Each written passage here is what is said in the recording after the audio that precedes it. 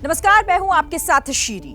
आज एक बार फिर हम महाकुंभ के इस कंट्रोल रूम से आपके सामने वो सच लेकर आएंगे जिसे आपको भी जानना बेहद जरूरी है। दरअसल मौनी अमावस्या के दिन एक से ज्यादा विनाशकारी भगदड़ मची थी। हम आज आपको इस खबर से जुड़ा एक एक सच दिखाएंगे।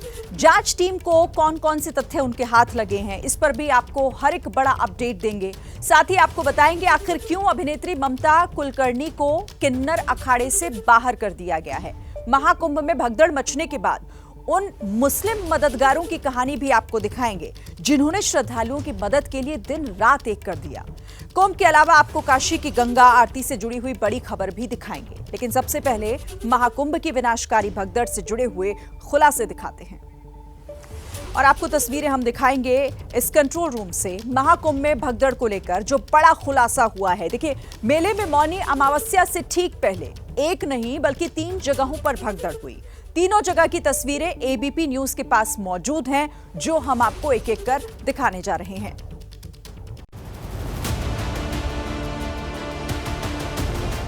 पहली तस्वीर, दूसरी तस्वीर और जिसके बारे में सबसे कम चर्चा है वो तीसरी तस्वीर है, जिसमें जिंदगी के लिए मौत से जूझते लोगों को देख सकते हैं। पहली तस्वीर संगम नोज से आई। सरकार के मुताबिक इस हादसे में 30 लोगों की मौत हुई। दूसरी तस्वीर झूसी के सेक्टर 21 से आई, जिसके बारे में दावा किया जा रहा है कि जब यहां हादसा हुआ तो कोई पुलिसकर्मी मौजूद नहीं था, जबकि कई घंटों से भीड़ यहां इकट्ठा हो रही थी। तीसरी तस्वीर देर से वायरल हुई। पांटून ब्रिज बिल्कुल जाम हो गया था। इस बीच दावा है कि पांटून ब्रिज का कुछ हिस्सा टूट गया था और ऐसा भारी भीड़ की वजह से हुआ था। पुल पर जबरदस्त भीड़ थी। भीड़ इतनी ज्यादा थी कि तेल रखने तक की जगह नहीं बचे हुए थे और पांटून पुल पे ये जो लकड़ियां बिछाई जाती हैं, ये लकड़ियां टूट गई थी और इसकी वजह से पुल पर गड्ढा हो गया था। पांटून ब्रिज के वायरल वीडियो में कोई पुलिसकर्मी दिखाई नहीं दे रहा है, इसीलिए सवाल है कि क्या लोगों को भगवान भरोसे छोड़ दिया गया था। दूसरी भगदड़ यानी झूसी में हुए हादसे को लेकर वहां मौजूद लोग कई दावे कर रहे हैं, लेकिन प्रशासन उन दावों पर मुहर नहीं लगा रहा है। दावा है कि झूसी में जबरदस्त भीड़ मौजूद थी, भगदड़ हुई, लेकिन पुलिस कह रही है कि मेला क्षेत्र में सिर्फ एक ही जगह पर भगदड़ हुई है। दावा यह है कि 300 से ज्यादा लोग घायल हुए हैं, लेकिन पुलिस को इसकी जानकारी नहीं। दावा यह भी किया जा रहा है कि कई लोगों की मौत हुई है, लेकिन पुलिस को इसकी जानकारी नहीं है। आम लोग कह रहे थे कि भीड़ बेकाबू थी, काबू करने वाला वहां कोई नहीं था, लेकिन पुलिस कह रही है कि व्यवस्था की गई थी। तो महाकुंभ में हादसे की जांच भी अब तेज हो गई है। आज दोपहर में न्यायिक आयोग की टीम प्रयागराज पहुंची। ये आयोग महाकुंभ हादसे की जांच कर जल्द रिपोर्ट सौंपेगा। 28 की रात को महाकुंभ में हुई भगदड़ के पीछे वजह क्या थी, इसकी जांच के लिए 3 सदस्यीय जांच आयोग का गठन किया गया है। इस आयोग में इलाहाबाद हाई कोर्ट के रिटायर्ड जज हर्ष कुमार के अलावा पूर्व डीजीपी वीके गुप्ता और रिटायर्ड आईएएस डीके सिंह हैं।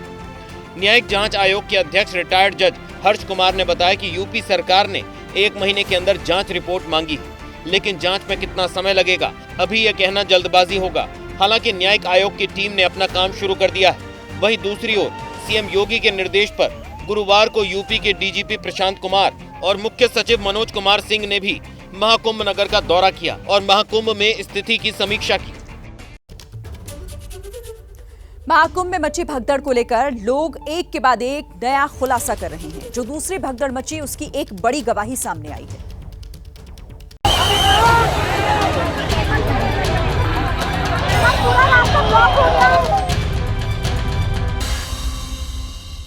ये तानिया मित्तल हैं, सोशल मीडिया इन्फ्लुएंसर। तानिया उन चश्मदीदों में से एक हैं जिन्होंने कुंभ में भगदड़ का वो खौफनाक मंजर अपनी आंखों से देखा था। वो आवाज लगा रहे थे कि इस आश्रम के अंदर हमें ले लो। मैं स्टैम्पिड के अंदर चली गई, बच्चे पैरों में गिर रहे थे। तानिया ने एबीपी न्यूज से बात करते हुए बताया कि वो घटना वाले दिन त्रिवेणी के एक आश्रम में थी, जहां उन्हें लोगों की चीख सुनाई दे रही थी। लोग मर रहे थे क्योंकि लोगों का दम घुट रहा था। जितने प्रशासन के लोगों के मेरे पास नंबर हैं, मैंने हर एक व्यक्ति को कॉल करके इन्फॉर्म किया। तानिया ने एबीपी न्यूज से भगदड़ के कुछ वीडियो भी साझा किए।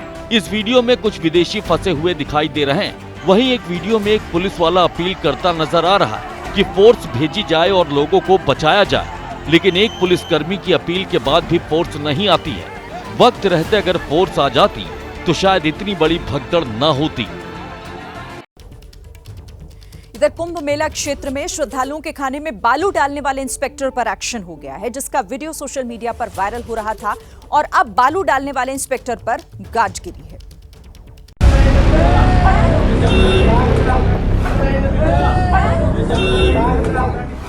महाकुंभ में आने वाले श्रद्धालुओं के लिए भंडारे का आयोजन हो रहा है। बड़े बड़े बर्तनों में खाना बनाया जा रहा है, लेकिन तभी एक पुलिसकर्मी आता है और पूड़ी छानने वाले छलने से खाने में राख डाल देता है और चंद सेकंड में सारा खाना बर्बाद हो जाता है।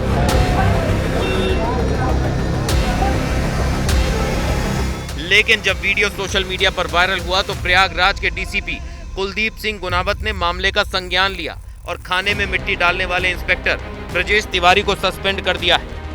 बता दें कि हर रोज महाकुंभ में लाखों करोड़ों श्रद्धालु आस्था की डुबकी लगाने आ रहे हैं। इनके लिए मेला क्षेत्र में कई भंडारे भी आयोजित किए जा रहे हैं, लेकिन श्रद्धालुओं के लिए तैयार किए प्रसाद में जब इंस्पेक्टर द्वारा मिट्टी डालने का वीडियो सामने आया तो मामले के तूल पकड़ने में देर नहीं लगी, जिसका वीडियो शेयर करते हुए अखिलेश यादव ने भी जमकर सवाल उठाए थे। महाकुंभ में भगदड़ और अफरा तफरी के माहौल में मुसलमानों ने भी मदद के लिए हाथ आगे बढ़ाया और मस्जिदों, दरगाहों से लेकर तमाम मदरसों में श्रद्धालुओं के ठहरने की व्यवस्था की गई।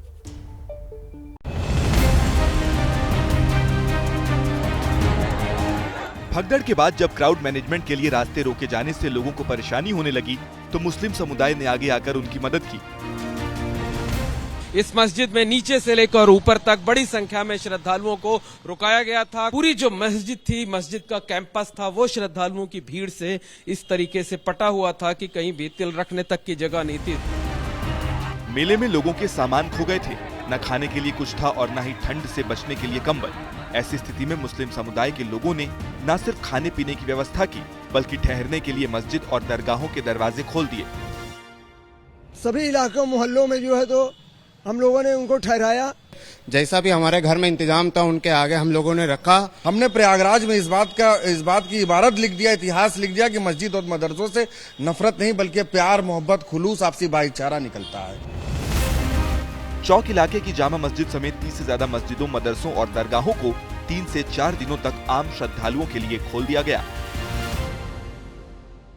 तो प्रयागराज में एक तरफ श्रद्धालुओं की भीड़ है तो दूसरी तरफ गाड़ियों का दबाव है, जिसने संगम नगरी की रफ्तार पर ब्रेक लगा दी है, क्योंकि लाख इंतजाम करने के बाद भी जाम से निजात नहीं मिल पा रही। महाकुंभ में श्रद्धालुओं की भीड़ ने सारे रिकॉर्ड तोड़ दिए हैं। हर रोज लाखों की संख्या में श्रद्धालु डुबकी लगाने आ रहे हैं, लेकिन महाकुंभ में मौनी अमावस्या के बाद मची भगदड़ के बाद से प्रशासन फूंक फूंक कर कदम रख रहा है। लेकिन प्रयागराज का ट्रैफिक जैम प्रशासन के लिए सिरदर्द बना हुआ है, क्योंकि आने वाली गाड़ियों का बोझ इतना ज्यादा है कि प्रशासन से संभाले नहीं संभल रहा है। प्रयागराज में महाकुंभ चल रहा है और ट्रैफिक की हालत एकदम पस्त है।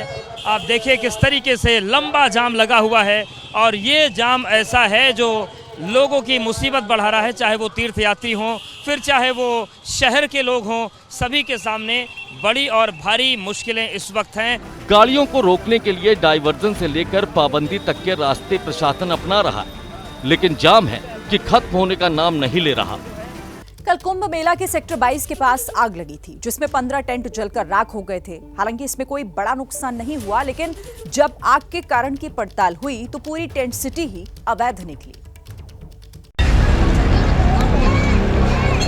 गुरुवार को दोपहर के करीब 1:45 बजे थे, तभी महाकुंभ मेला के सेक्टर 22 से सटी एक टेंट सिटी में आग लग गई। आग इतनी विकराल थी कि देखते ही देखते 15 टेंट जलकर राख हो गए। हालांकि मौके पर मौजूद फायर ब्रिगेड की टीम ने चंद मिनटों में आग पर काबू पा लिया, कोई जनहानि नहीं होने दी। लेकिन जब अधिकारियों ने आग के कारण की छानबीन की तो पता चला कि ये पूरी टेंट सिटी अवैध थी, जो बिना प्रशासन की मर्जी के बनी थी। जूस्टा शिविर नाम की एक कंपनी ने यहाँ पर प्राइवेट तौर पर टेंट सिटी बसा रखी है। मेला प्रशासन और फायर डिपार्टमेंट का कहना है कि ये अनऑथराइज्ड रूप से टेंट सिटी बसाई गई थी। अब सवाल यह है कि करीब 24 बीघे में बिना अनुमति के टेंट सिटी कैसे बस गई? इसका जवाब किसी भी अधिकारी के पास नहीं है। क्योंकि स्थानीय प्रशासन कह रहा है कि इसका जवाब मेला अधिकारी दे सकते हैं। मेला अधिकारी कह रहे हैं कि ये टेंट सिटी महाकुंभ मेला क्षेत्र के बाहर बनी थी। बता दें कि इससे पहले 19 जनवरी को भी गैस लीक होने के चलते महाकुंभ क्षेत्र में आग लगी थी, जिसमें करीब 180 पंडाल जलकर खाक हो गए थे। महाकुंभ के लिए जैसी भीड़ प्रयागराज में जुट रही है, वैसी ही भीड़ वाराणसी में भी देखी जा रही है, जिसके बाद गंगा आरती के लिए अपील भी जारी करनी पड़ रही है।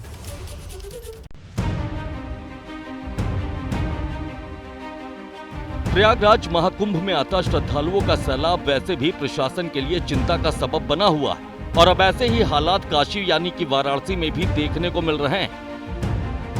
धर्म नगरी काशी में बड़ी तादाद में श्रद्धालुओं के पहुंचने की वजह से गंगा आरती को लेकर भी अपील जारी की गई है और लोगों से गंगा आरती के लिए नहीं आने का आग्रह किया गया है।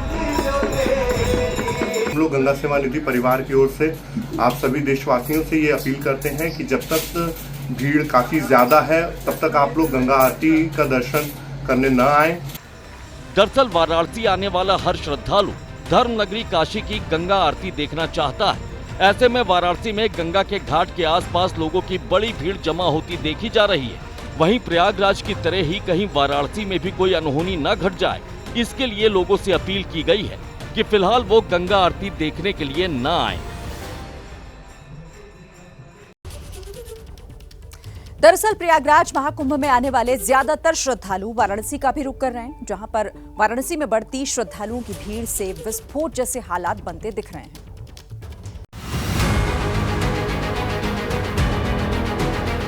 ये तस्वीरें प्रयागराज की नहीं बल्कि वाराणसी की हैं, जहां पर श्रद्धालुओं का सैलाब उमड़ता दिख रहा है। प्रयागराज महाकुंभ में स्नान के बाद बड़ी तादाद में श्रद्धालु धर्म नगरी काशी यानी कि वाराणसी का रुख कर रहे हैं और इसकी वजह से वाराणसी में भी भीड़ का दबाव बढ़ता जा रहा है। वाराणसी में रेलवे स्टेशन से लेकर मंदिर और मंदिर से लेकर गंगा घाट तक लोगों की भारी भीड़ देखी जा रही है। प्रयागराज महाकुंभ में स्नान के बाद श्रद्धालुओं का जत्था वाराणसी में भी दर्शन करने के लिए पहुंच रहा है, जिससे धर्मनगरी काशी में लोगों का दबाव लगातार बढ़ता जा रहा है। मौनी अमावस्या के बाद खास तौर से ये भीड़ काशी में देखी जा रही है, जहां पर रेलवे स्टेशन में बड़ी तादाद में श्रद्धालु पहुंच रहे हैं और हालात ऐसे हैं कि प्लेटफॉर्म पर पैर रखने की जगह भी नहीं दिख रही। प्रयागराज महाकुंभ में आस्था की डुबकी लगाने के बाद जिस तरह से काशी में भी श्रद्धालुओं का हुजूम पहुंच रहा है, उससे प्रशासन की चुनौती भी बढ़ती जा रही है। किन्नर अखाड़े के संस्थापक ऋषि अजय दास ने ममता कुलकर्णी को महामंडलेश्वर के पद से हटा दिया है, जिसके बाद अखाड़ों के बीच नया संग्राम छिड़ता नजर आ रहा है।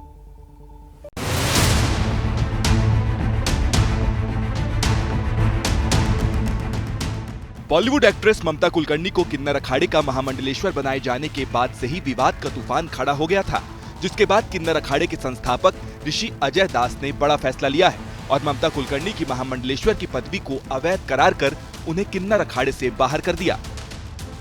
ममता कुलकर्णी, मैं उनको आचार्य महामंडलेश्वर के पद से हटाता हूं संस्थापक होने के नाते।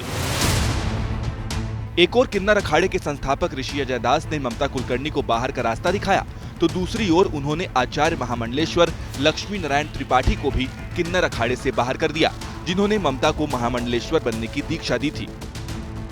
लक्ष्मी नारायण त्रिपाठी आचार्य महामंडलेश्वर के पद से हटाई जाती है, मैं इनको अखाड़े से ही बाहर कर रहा हूँ। ममता कुलकर्णी को महामंडलेश्वर बनाने के बाद से ही ऋषि अजय दास इसका विरोध कर रहे थे।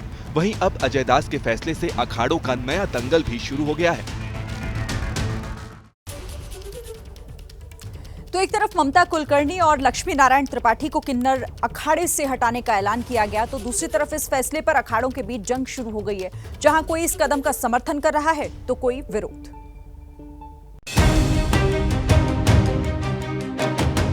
भले ही ममता कुलकर्णी और लक्ष्मी नारायण त्रिपाठी को किन्नर अखाड़े से हटा दिया गया हो, लेकिन अखिल भारतीय अखाड़ा परिषद के अध्यक्ष महंत रविंद्र पुरी इस मामले में किन्नर अखाड़े की आचार्य महामंडलेश्वर लक्ष्मी नारायण त्रिपाठी के साथ खड़े दिख रहे हैं। जो लक्ष्मी नारायण त्रिपाठी है उसके साथ हमारा 13 अखाड़ों ने उनको समर्थन दिया था, हम लक्ष्मी नारायण त्रिपाठी के साथ हैं। वहीं अब आपको ये भी बताते हैं कि ममता कुलकर्णी को महामंडलेश्वर बनाने के फैसले के साथ कौन खड़ा है और इसका विरोध कौन कर रहा है। अखाड़ा परिषद के अध्यक्ष रविंद्र पुरी, जूना अखाड़े के महामंडलेश्वर यति नरसिंहानंद गिरी, किन्नर अखाड़े की लक्ष्मी नारायण त्रिपाठी, कथावाचक सुधांशु महाराज और कथावाचक मोरारी बापू इसके समर्थन में है, जबकि किन्नर अखाड़े के संस्थापक अजय दास, किन्नर जगत गुरु हिमांगी सखी, कंप्यूटर बाबा, बागेश्वर बाबा धीरेन्द्र शास्त्री और सांवरिया बाबा इस फैसले का विरोध कर रहे हैं। साफ है कि अखाड़ों में ममता कुलकर्णी को महामंडलेश्वर बनाने को लेकर खींचतान अब भी जारी है।